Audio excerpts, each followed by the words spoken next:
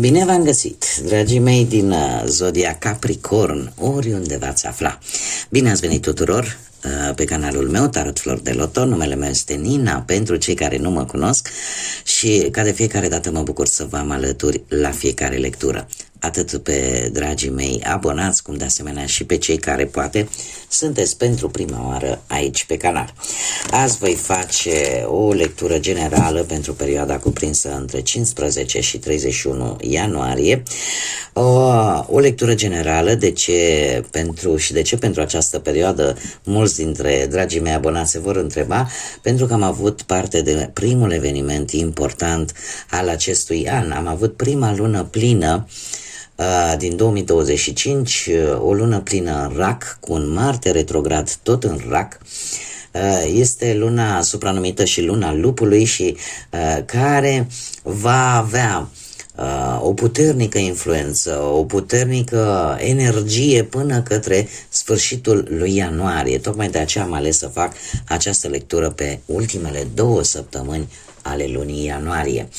Ce trebuie să știți voi, dragilor, la modul general, este că această energie lunară vine cu foarte multă sensibilitate, cu foarte multă introspecție și cu o intuiție foarte bună. Trebuie să vă spun că pe voi, dragilor, vă va afecta mult mai puternic decât pe celelalte zodii. De ce? Pentru că această puternică energie va fi resimțită mult mai tare de către zodiile cardinale din care și voi faceți parte: Berbec, Balanță, Rac sau Capricorn. Așa că, dragilor, dacă aveți pe cineva din celelalte zodii și inclusiv și voi, încercați să găsiți cea mai bună cale de a conviețui, ca să zic așa, în aceste ultime 2 săptămâni din ianuarie. De ce? Pentru că sensibilitatea va fi la cote maxime, în special pentru voi. De asemenea, este o lună plină care ne va conecta mult mai profund cu emoțiile noastre interioare, cu legăturile noastre, cu familia sau cu casa. Veți încerca poate să închideți anumite situații, probleme relaționate cu, cum am mai spus, cu familia sau cu casa și să încercați așa să închideți anumite etape pe care le-ați început sau anumite planuri pe care le-ați început cu 6 luni în urmă, undeva în luna lui iulie 2024. Cert este că veți vedea lucrurile diferit, veți încerca să stabiliți poate și un moment tare bun de a stabili noi planuri, noi proiecte, cum de asemenea este o perioadă în care fiecare dintre noi vom încerca să ne prioritizăm pe noi înșine, da? Să ne punem pe noi în primul și în primul rând în valoare. În ceea ce privește pe voi, dragilor din Capricorn, această lună plină este foarte, foarte importantă. De ce? Pentru că va aduce noi provocări, atât la nivel de relație sentimentală cât și socială. Așa că cumva ești îndemnat să spui nu atunci când trebuie să spui nu și să pui limite acolo unde trebuie să le pui. Și haideți să începem. Dar înainte de a începe, un aspect important de care vă rog din suflet să țineți cont este acela că voi vă construiți viitorul, așa că vă rog să luați decât mesajele care rezonează cu voi. Restul lăsați-le să zboare în univers, pentru că sigur sunt pentru energii, alte persoane care într-o mai mică sau mai mare măsură au o legătură cu Zodia Capricorn. Cum de asemenea toți cei care aveți poate ascendentul în Capricorn, Luna, Venus, oricare altă planetă din harta voastră astrală în Capricorn, în afară, desigur, incluzând și Soarele, toți cei care sunteți deja în Zodia Capricorn, această lectură este de asemenea și pentru voi. Puteți găsi aici mesaje care să vă intereseze. Și acum, haideți să vedem care este energia voastră în aceste ultime 2 săptămâni din ianuarie. Cu ce vine această această primă lună plină și avem cifra 5 și zodia Taur, o altă zodie de pământ, la fel ca și voi, dar haideți să analizăm un pic această cifră 5. Cifra 5 ne vorbește tare mult de libertate, de schimbare, de curiozitate. E adevărat, o perioadă destul de instabilă și tocmai v-am spus că vă va afecta această primă lună plină, vă va afecta pe voi în mod mult mai puternic decât celelalte zodii, așa că e posibil să apară o ușoară instabilitate, anumite conflicte posibile, anumite obstacole sau pur și simplu noi experiențe care să vă dea un pic așa peste cap. Sunt mari schimbări care vin în viața voastră, iar voi trebuie să învățați să fiți mai flexibili și să vă adaptați la noi situații, la noi relații, poate, da? La noi lucruri care vin în viața voastră. Faptul că aveți influența zodiei Taur, asta îmi spune că probabil că unii dintre voi ar trebui să fiți un pic mai pacifiști, da? Adică puteți să puneți limite, dar într-o manieră asertivă, într-o manieră în care chiar dacă veți spune nu unor anumite situații, să o faceți de o formă, ca să zic așa, mai pacifistă, mai liniștită, da?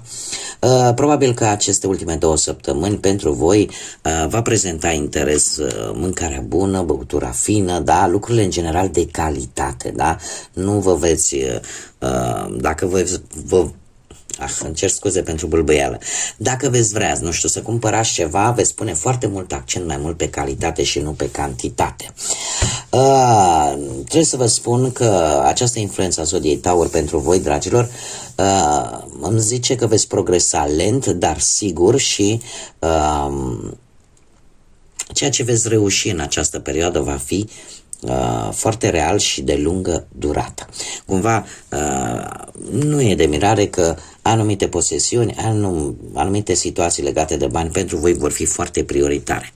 Acum, ca și carte avem Vasul Spart, care îmi vorbește de posibil o stare de criză care apare în viața voastră pe un anumit domeniu din viața voastră și eu aș spune că trebuie să acordați mai multă atenție unor anumite adversități care pot apărea în viața voastră, cum de asemenea unor dezamăgiri. E posibil să apară, să iasă la suprafață anumite informații care să vă dezamăgească foarte profund, dar știți cum e, ce s-a spart rămâne, indiferent că încercăm să lipim cioburile, nu va mai avea aceeași rezistență și nu va forma acel întreg solid pe care l-a avut inițial.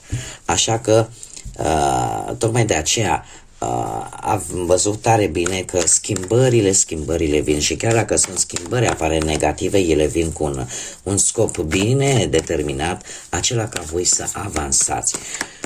Să lăsați poate anumite persoane, anumite situații negative din viața voastră și în felul ăsta să vă construiți ceva nou pe baze mult mai solide și mult mai sănătoase. În ceea ce privește viața profesională, cariera, dragilor, ați ținut cu dinții în trecut recent, ați ținut cu dinții de un anumit post. Nu era un post care în mod normal să vă fi plăcut extraordinar de tare, dar vă aducea vouă acea siguranță materială și nu ați vrut să renunțați sub nicio formă la acest lucru. În prezent, în schimb, vă bate gândul să lăsați în urmă. Ori poate unul din 2 joburi posibil pe care unii dintre voi îl aveți, dar cu acest 8 de cupe pe plan profesional îmi spune că totuși încerci cumva să rezolvi o anumită situație la locul de muncă, tocmai pentru că parcă nu mai ai, nu mai ești atât de atras de respectiva activitate sau pur și simplu vei renunța brusc și vei pleca să cauți un alt job. Lucru care în mod normal nu prea vă caracterizează pe voi, dragilor. De ce? Voi sunteți, cum să spun eu, într-adevăr sunteți cardinal, o zodie cardinală și cumva sunteți dispuși către schimbare, dar totuși pentru a ajunge în acel punct, cumva lucrurile trebuie să fie foarte rele ca să luați această decizie, aș zice, la modul general, desigur. Deci, sunteți dispuși unii dintre voi să lăsați ceva în urmă, să lăsați un job, să lăsați o anumită situație profesională și să vă îndreptați către alte zări.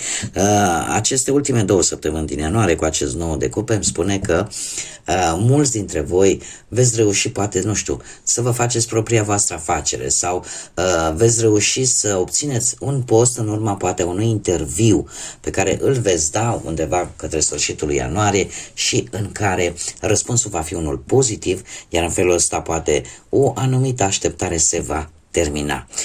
Sunteți dispuși către schimbare și asta nu este un lucru rău, nu numai pentru voi în mod deosebit, dar în general pentru toate zodiile, da? Schimbarea pentru următorii 20 de ani cu acest Pluton în Vărsător nu face altceva decât să vrem, nu vrem, dacă schimbarea trebuie făcută, ea va veni indiferent cum. Haideți să vedem cu bănuții cum stați, dragii mei, ia să vedem. Sunt sigur că e un aspect important, foarte important pentru voi.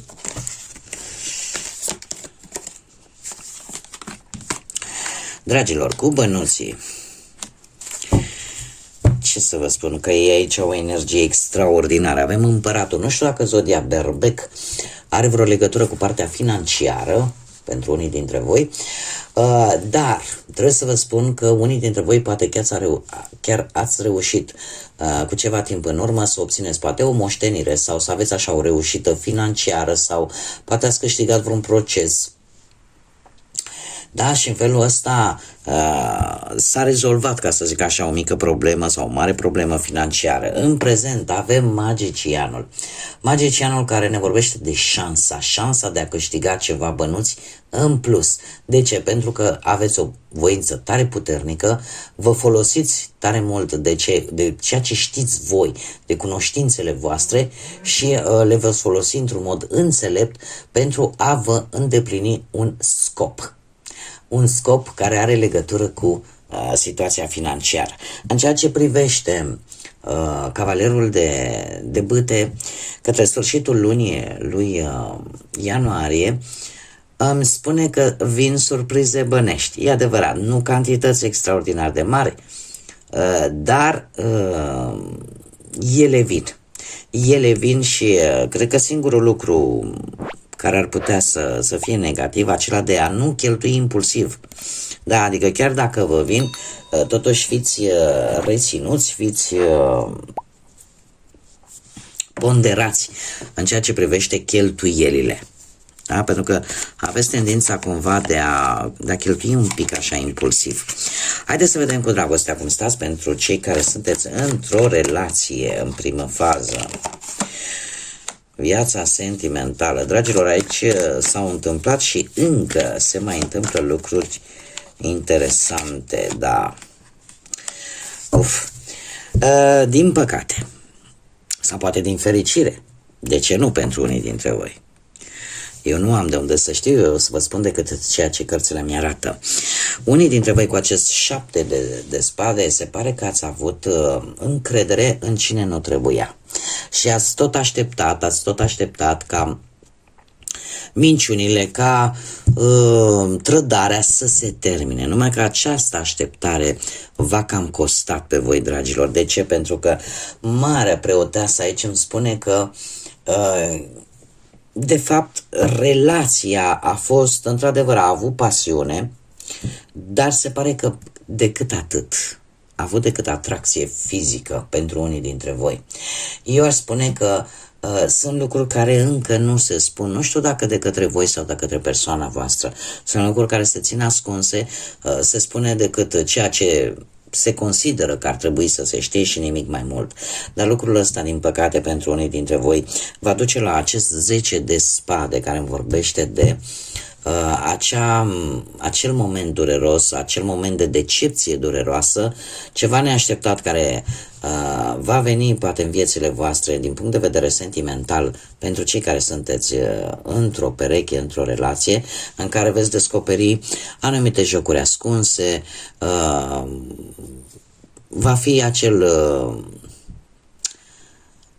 înjunghiere în spate, ca să zic așa, și chiar dacă toată aflarea tuturor acestor momente, acestor situații dureroase, trebuie să vă spun un lucru. Pentru voi va aduce o schimbare foarte dramatică, în care îți vei da seama că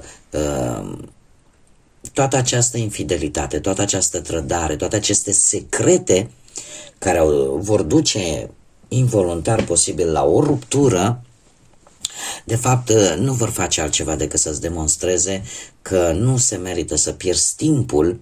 Timpul este prețios și orice lucru, orice situație care ne mănâncă din timpul nostru, de fapt ne mănâncă din timpul vieții noastre. Nu putem recupera nici un minut, nici o secundă care trece. Așa că va fi într-adevăr o schimbare destul de dramatică. Haideți să vedem pentru cei care sunteți singuri, în urma poate a văduviei, a unui divorț, a unei despărțiri, sau în urma, poate nu ați reușit voi așa să vă găsiți până acum jumătatea. Dragilor, voi cu acest 7 de monede aș zice că ați avut o șansă destul de mare ca o anumită persoană care vă o să vă placă să vină în viața voastră și în prezent cu forța aici, nu știu dacă zodia leu, pentru că se repetă de 2 ori, dacă zodia leu spune ceva pentru unii dintre voi, dar în acest moment cu acest arcan major îmi spune că e un foarte bun moment de a căuta, de a găsi pe cineva și încă o dată se, ca să zic așa, întărește aceste spuse. Avem soarele care îmi spune, domne, garantat în această lună până la sfârșitul lui ianuarie mulți dintre voi vor găsi iubirea, vor găsi ceea ce ei caută. E adevărat că am persoane care de multe ori îmi spune, păi eu am 70 de ani, că mie nu mai trebuie, sau atunci nu vă regăsiți aici. Da? Este strict un mesaj pentru toate acele persoane, numai un moment că dacă un mesajul pentru voi.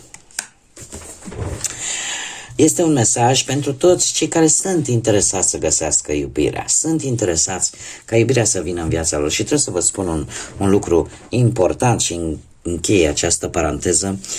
Dragilor, iubirea nu are vârstă. Deci nu are. Eu am cunoscut persoane și de aproape 80 de ani care s-au găsit și care au fost persoane singure foarte mari perioade de timp, dar s-au găsit și nici lor nu le venea să creadă că încă mai poți să redescoperi iubirea. Da?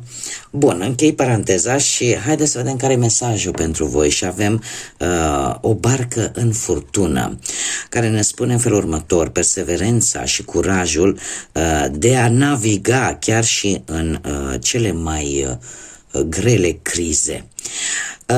Asta îmi spune că indiferent prin ce situații treceți, indiferent cât de mare este furtuna și cât de pierdut te simți în mijlocul problemelor și al situațiilor negative, în permanență nu-ți pierde curajul, pentru că voi sunteți una dintre puținele zodii care sunteți foarte perseverente, care nu vă lăsați până nu obțineți ceea ce vă doriți, care sunteți dispuși să munciți foarte mult pentru ceea ce vă lipsește și care vă dedicați respectivului lucru. Da, aveți acea istețime și acea seriozitate care vă caracterizează, așa că nu vă lăsați, chiar dacă următoarea perioadă se anunță un pic mai dramatică, un pic mai vă cam zguduie așa, voi nu vă lăsați, pentru că voi știți sigur că puteți. Da? Că aveți această ambiție puternică să reușiți ceea ce voi vă propuneți. Bun, dragilor, aceasta a fost lectura pentru voi. Eu vă mulțumesc pentru atenție. Vă mulțumesc de asemenea tuturor pentru suportul vostru vis-a-vis de acest canal, de lecturile pe care eu le public aici prin intermediul like-urilor, al distribuirilor, al comentariilor. De asemenea, vă îndemn în continuare să vă oferiți prin intermediul acestor mici gesturi suportul vis-a-vis de acest minunat proiect pe care eu l-am deschis aici pe YouTube. Invit de asemenea pe toți cei care încă nu s-au abonat și poate ați rezonat sau poate pur și simplu v-a plăcut acest gen de lecturi, nu ezitați, abonați-vă, eu vă aștept oricum cu mare drag aici pe canal, iar până data viitoare când ne vom reîntâlni, vă doresc tot binele din lume, toată energia pozitivă să fie la voi și să vă ajute să traversați toate situațiile negative care pot apărea în viața voastră. Așa că, dragilor, până la o nouă lectură, ca de obicei, să fiți iubiți!